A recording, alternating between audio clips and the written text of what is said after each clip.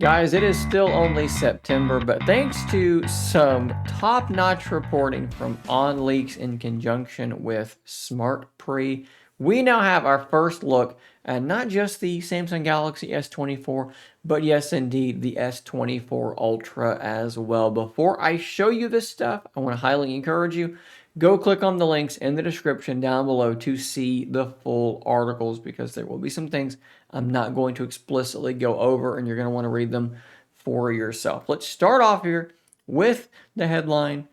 Exclusive look, S24 design changes revealed in stunning 5K renders and 360 videos. Yes, this is the S24, the standard model. And if you're looking at this, you may pretty quickly be thinking to yourself, this looks almost identical to last year's S24. We have to dig in a little bit deeper because there are, in fact, some changes to be had. So if we zoom in here, what you can probably now see is that the side of this device, in a very iPhone fashion, is now indeed flat. Last year, it was a curved edge.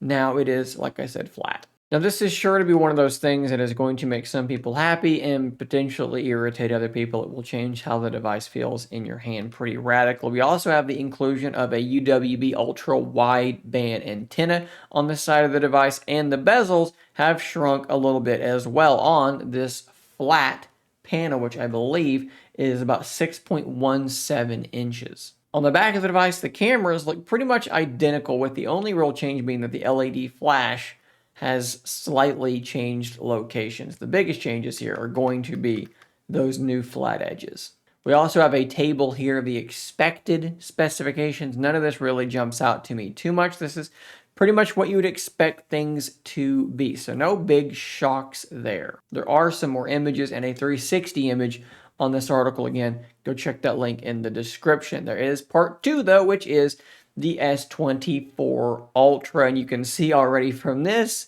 there may be fewer changes on this device than there were with the S24, but there are a couple of pretty big changes at least. So the first one is that this big old 6.8-inch screen, as you can see here, is now flat. It is no longer a curved panel, which personally, I am very excited to see. The bezels also do look relatively thin, which isn't something that I'm super bothered by in any direction, but for those that want thin bezels, those curved screens do give the illusion of extremely thin bezels. So if you go flat, you got to make sure those bezels are very, very narrow. We have the ultra wideband antenna on this one as well. And for this one, the camera layout is totally unchanged. Can't see from the bottom side, but the S Pen is, of course, still there. But that camera system, while visually is unchanged, does have some actual changes to talk about. If we turn our attention to that specification table, they are also reporting that we are going from a 10x optical zoom to a 50 megapixel 5x optical zoom, which is very similar to what we're going to be getting on the Pixel 8 Pro, Pixel 7 Pro, and the Pixel 6 Pro.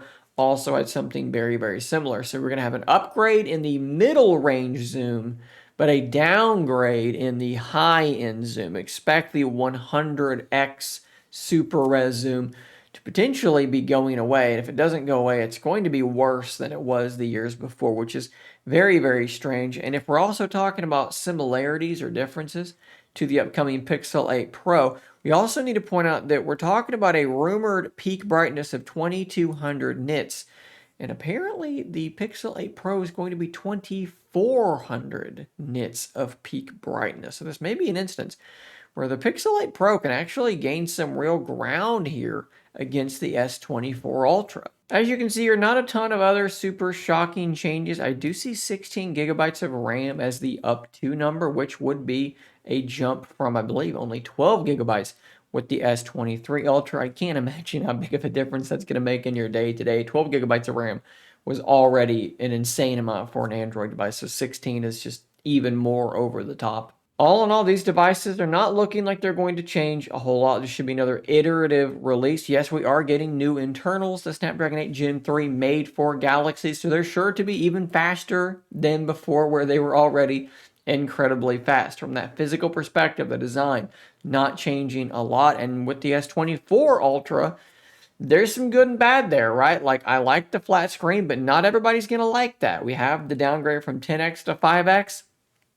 Might be better for like normal day-to-day use, but some people are going to see a number going down and they're not going to like that either. I'd love to know what you guys think of these phones in the comments down below. We are expecting this release to come early next year, so we shouldn't have too long to wait. And to compare it with the Pixel 8 Pro, the Apple iPhone 15, which is one of the hottest phones on the market. Like I said, guys, tell me what you think in the comments down below. I'm going to drop links to both of these articles down there in the description, so go check them out because, like I said, I intentionally left off some information so you would have an incentive to go there and check out the rest of it there as well. So, guys, thanks for watching.